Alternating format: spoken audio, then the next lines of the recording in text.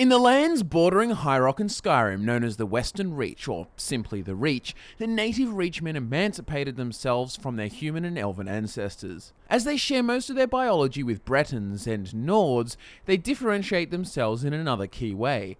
The Reachmen are known to be barbaric savages, never embracing true civility and earning the title of Witchmen to many across Tamriel. One particular faction of the Reachmen is known as the Forsworn, and if the Reachmen were barbarians, then the Forsworn were the most rotten of the lot. Fact number 1. The Forsworn clan resides within the Reach of Skyrim, and it's their ultimate goal to capture the Reach for themselves. They are greatly feared among the common folk in Western Skyrim, and the Forsworn are described as zealous and violent in achieving their goals. In the words of their leader Madanarch, that is who we are. The Forsworn, criminals in our own lands, and we will cut a bloody hole in the Reach until we are free. The Forsworn dress like brutish beasts, covering themselves in pelts, bones, and teeth, and they fight with similar ferocity. But despite their appearance, they are an aggressive and surprisingly effective political force in Skyrim and use espionage tactics to infiltrate civilized areas of the Reach, like the key to the region, Markarth. The clan was formed after the events of the Markarth incident, which we will get into soon, but one thing is for sure, that they have no interest in the greater conflict between the Thalmor and the Empire, and also the Nords. They will kill each of them with equal brutality if it lands them control over this western hold. Fact number 2. While the Forsworn share a lot of biological similarities to the Bretons and even the Nords, the Forsworn do not worship the same pantheons. Instead of the 8 or 9 divines, the Forsworn worship multiple types of gods. In some camps you'll see altars and shrines dedicated to the Aedra, while in others you'll see symbols of the Daedra. Two common examples being the Daedric princess Azura and Hircine. If their appearance is anything to go off, you can see why they'd have a reverence for the Daedric prince of the Hunt. But the most peculiar thing about the Forsworn is their adulation for hag-ravens, those humanoid bird witches with the hooked noses, thin hair, and gangly limbs and talons. According to the book titled The Madmen of the Reach, the hag-ravens, the spirits, and the Reachmen have been in the Reach since the very beginning, and due to their history they are united on the same side in the plight to restore the Reach to the Reachmen. The hag-ravens are considered matriarchs to the Forsworn.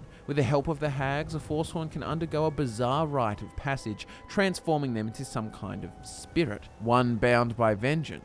These heartless beasts are called Briarhearts, and yes, they are literally heartless. The hag-ravens remove their real hearts, replacing it with this Briarheart, enhancing their physical strengths in exchange for any semblance of their humanity. Ever since they were driven from Markarth, the Forsworn have been obsessed with reclaiming it. They gather strength by fortifying any defendable location they can find and act as a glorified terrorist group. They are separated into small guerrilla groups in their reinforced redoubts, and led by a Briarheart or matriarch, they await instruction from Madanarch. They have adopted many of their traditions from one of their fabled heroes known as Red Eagle. Fact number 3, according to the legend of the Red Eagle was born as Phelan, somewhere in the Sundered Hills. In the tongue of the Reach, Phelan roughly translates to Red Eagle. This name derives from the screeching of birds that could be heard at the time of his birth, and the crimson blooms growing on the autumn hills. At this time, there were 10 kings of the Reach. They were a divided race, and the man named Phelan was believed to become the one who would unite them. Phelan's early life seemed to follow the prophecy pretty much to a T. He grew into a healthy, strong man, and many united under his banners. Hestra, the imperial empress from the southern lands, came by one day,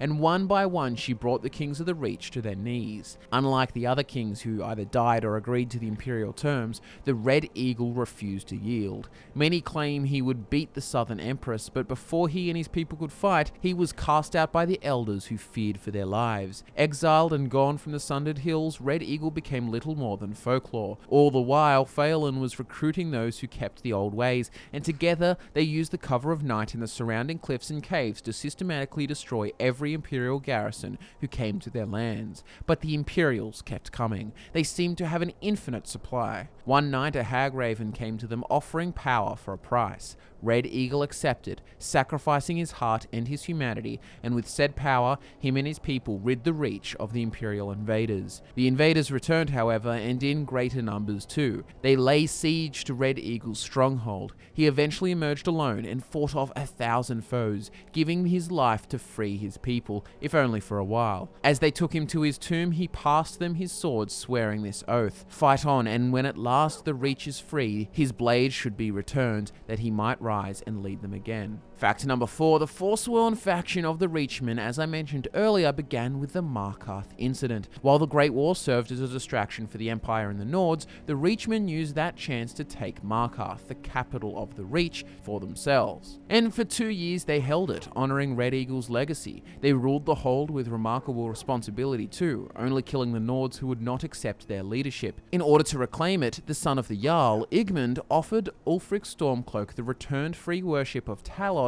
if he were able to recapture the city. With the help of his thumb, he drove them out, and the Reachmen captured were tortured, executed, or imprisoned deep in Cidhna Mine. Those who escaped formed the Forsworn, and they were led by their king, who was peacefully detained in Cidhna Mine by an opportunist named Thonar Silverblood. Fact number 5, Thonar sought to offer Madanach his life in exchange for the service of his Forsworn legions. In return for his life, Thonar was required to deal with any annoyances that happened to pester the Silverblood family, whether it were competitors, agents, or simply meddling idiots. Madanach and his spies in the city had to deal with it.